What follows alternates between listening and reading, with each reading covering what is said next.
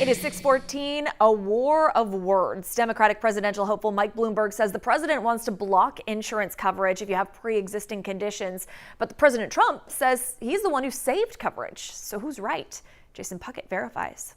Let's look at the claims first. Trump repeatedly tried to undermine coverage for 134 million Americans with pre-existing conditions. He wants to deny you access to coverage. That from an ad Mike Bloomberg's campaign published Friday. And here's the tweets President Trump sent Monday morning in response. He calls the ad false advertising and says, quote, "I was the person who saved pre-existing conditions in your health care." So what's the reality? Is the president undermining protections for pre-existing conditions, or is he the one protecting them? Our sources are the U.S. Department of Health and Human Services, the U.S. Centers for Medicare and Medicaid Services, and the Affordable Care Act, often called Obamacare. First, it's important to identify what part of the law actually prevents insurance companies from discriminating based on pre-existing conditions. That's Subtitle C, Part 1 of the Affordable Care Act, titled Prohibition of Pre-Existing Condition Exclusions or Other Discriminations Based on Health Status. This was passed in 2010, took effect in 2014. Put simply, it's part of Obamacare and took effect under President Obama's administration. President Trump had no role in the creation or passing of the Affordable Care Act, which allows those with pre-existing conditions to get coverage.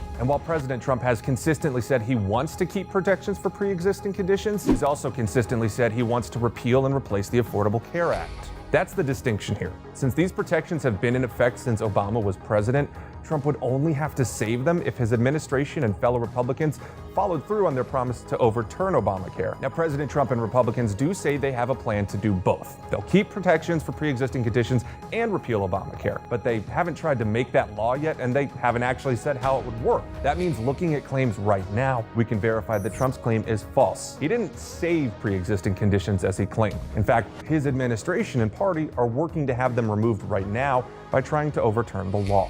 With your Verify, I'm Jason Puckett. Do you have something you want us to look into? Email verify@khou.com or reach out to us on Facebook and Twitter using the hashtag KHOUVerify.